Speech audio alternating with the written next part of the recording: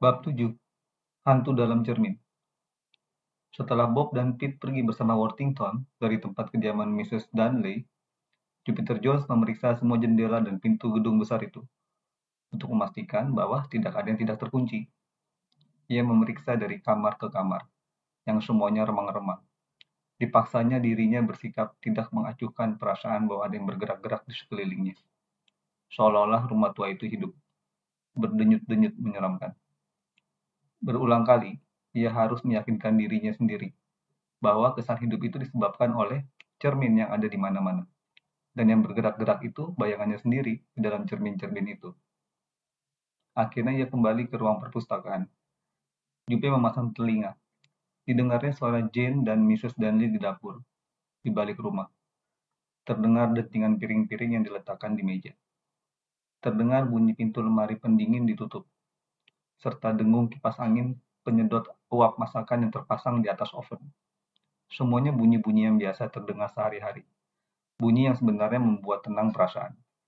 Tapi di rumah itu kedengarannya janggal, di mana ada seseorang atau sesuatu muncul dan menghilang dengan seenaknya. Dan itu terjadi di dalam gedung berdinding kokoh, sementara semua pintu dan jendela terkunci rapat, diamankan dengan grendel, palang, dan terali besi. Guruh terdengar di kejauhan. Di sebelah utara Jupiter melihat bayangan muncul di cermin hantu. Tapi itu cuma Jeff, yang saat itu masuk ke ruang perpustakaan. Malam ini hari cepat gelap, katanya. Ya, kata Jupe, kecuali jika hujan tidak jadi turun. Dari air muka Jeff nampak bahwa perasaannya sedang tegang.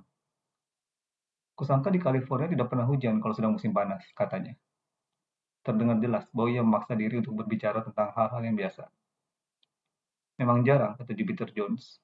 Nenek sudah menyiapkan makan malam, kata Jeff lagi. Kita nanti makan di dapur. Di sana sama sekali tidak ada cermin. Kurasa saat ini nenek tidak ingin melihat cermin. Cermin yang manapun juga. Jupe mengangguk. Ia ikut dengan Jeff menyusur gang yang panjang, melewati koleksi cermin Mrs. Darnley yang digantungkan di dinding dengan penataan rapi. Masuk ke dapur yang lapang dan terang.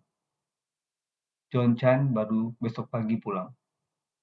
Pintu yang menghubungkan dapur dengan garasi di luar dihalangi dengan sebuah bufet yang digeserkan ke situ. Ketika pulang dari berbelanja bersama Jane, Mrs. Darnley memakai gaun musim panas yang tipis. Tapi sementara itu, ia sudah menukarnya dengan celana panjang dan kemeja. Busananya itu sederhana saja, tapi walau begitu masih saja nampak sangat mahal. Rambut Mrs. Darnley yang berwarna pirang keperakan disisir lurus ke belakang, dengan konde kecil di pangkal tengkuk. Di sini kita tak akan melihat hantu, katanya. Diletakkannya piring berisi hidangan telur aduk ke atas meja. Sekarang kurasa aku boleh mengucap syukur. John dulu tidak mengizinkan aku memasang cermin di dapur. Anda kan melihat bayangan aneh cuma di satu cermin saja, kata Jupe, mengingatkan. Dalam cermin Ciavo, Mrs. Darnley duduk. Saat itu ia nampak lesu dan tua. Terkadang sekarang aku merasa seolah-olah semua cerminku berhantu, katanya. Kalau aku sedang sendiri, jika kalian sedang tidak ada di sini, kadang-kadang aku merasa bahwa aku sendirilah hantu itu. Jupiter Jones merasa cemas. Jangan-jangan wanita itu sudah begitu dipengaruhi dunia cerminnya, sehingga mulai terlepas dari kehidupan yang sebenarnya. Mrs. Darnley, kata Jupiter dengan cepat. Sebelum kejadian yang sekarang, pernahkah Anda melihat hantu dalam salah satu cermin yang lain? Mrs. Darnley menatapnya. Ia seolah-olah tergugah dari lamunan. Wanita itu tersenyum. Tidak, Jupiter. Selama ini belum pernah, jawabnya. Tapi di dalam rumah ini aku begitu sering melihat diriku sendiri mondar-mandir. Dan kurasa aku terlalu banyak berpikir tentang mereka-mereka itu. Tentang orang-orang bernasib malang yang juga pernah mengaca dalam salah satu cermin-cermin itu. Namun demikian, sebelumnya aku tidak pernah sampai merasa melihat hantu dalam cermin. Syukurlah kalau begitu, kata Jupiter. Jadi cuma ada satu cermin saja yang perlu diamat-amati, yaitu cermin peninggalan Ciavo. Mungkin cermin itu benar-benar berhantu, Mrs. Darnley. Atau ada jalan lain untuk masuk ke rumah ini yang tidak Anda ketahui. Atau bisa juga ada orang yang bersembunyi di sini, di suatu tempat yang tidak bisa kita temukan. Kemungkinannya cuma satu dari ketiga kemungkinan itu. Ya, aku tahu, kata Mrs. Darnley sambil mengangguk. Suara-suara yang mengganggu yang terdengar selama seminggu ini, kejadiannya selalu malam-malam ya kan? Tanya Jupiter meminta penegasan. Betul, kata Mrs. Darnley. Waktu pertama kali melihat hantu itu, Jupiter terkejut. Anda sudah pernah melihatnya sebelum hari ini? Iya, kemarin malam, kata Mrs. Darnley mengaku. Saat itu sudah larut, sangat larut. Aku mendengar Jeff dan John berkeliaran di bawah. Kemudian mereka masuk lagi ke kamar masing-masing. Tapi aku belum bisa tidur. Lalu beberapa waktu kemudian, aku dengar ada orang berjalan di gang. Dengan segera aku bangun. Aku tahu itu tidak mungkin Jeff, karena kalau ia yang keluar, aku pasti mendengar bunyi pintunya terbuka. Aku juga tahu, itu bukan John. Cara John berjalan, ku kenal baik. Ku kenakan mantel kamarku, lalu pergi ke serambi. Saat itu di situ tentu saja gelap, tapi tidak terlalu pekat, hingga aku masih bisa melihat apa-apa. Tidak ada siapa-siapa di situ. Tapi ku dengar bunyi cekikikan menyeramkan. Datangnya seperti dari ruang perpustakaan. Aku ke ujung atas tangga, lalu mulai menuruninya. Kemudian nampak apa yang kulihat siang tadi bersama Jin. Wajah seseorang. Wajah menyeramkan di dalam cermin. Ruang perpustakaan siang tadi gelap karena gorden tutup semua, kata Jupiter. Malam kemarin tentunya lebih gelap lagi. Gelap gulita, kata Mrs. Darnley. Tapi walau begitu, aku melihat wajah itu. Kenapa nenek tidak mengatakan apa-apa waktu itu, kata Jeff. Aku kan ada di situ. Kenapa nenek tidak mengatakan apa-apa padaku? Soalnya aku tidak percaya pada hantu, kata Mrs. Darnley. Jadi aku tidak mau mengatakan bahwa saat itu aku melihat hantu. Tapi tadi, ketika Jane juga melihatnya, aku terpaksa mengaku. Baiklah, kata Jupiter. Saran saya sekarang ini semua naik ke atas. Jangan menunggu-nunggu lagi. Sekarang ini juga. Ada pesawat televisi di atas. Mrs. Darnley mengangguk. Bagus. Kita semua nonton TV. Kita semua? Tanya Jane. Tidak benar-benar begitu, kata Jupiter. Nanti, setelah penerangan di serambi kita padamkan semua, aku akan duduk di tangga.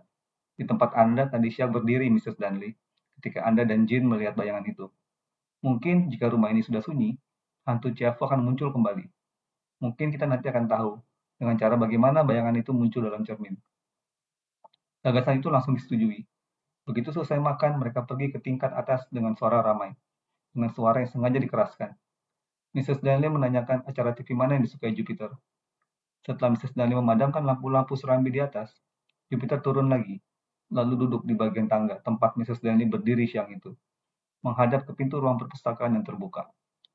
Selama sekitar setengah jam, hanya bunyi badai yang kian mendekat saja yang terdengar.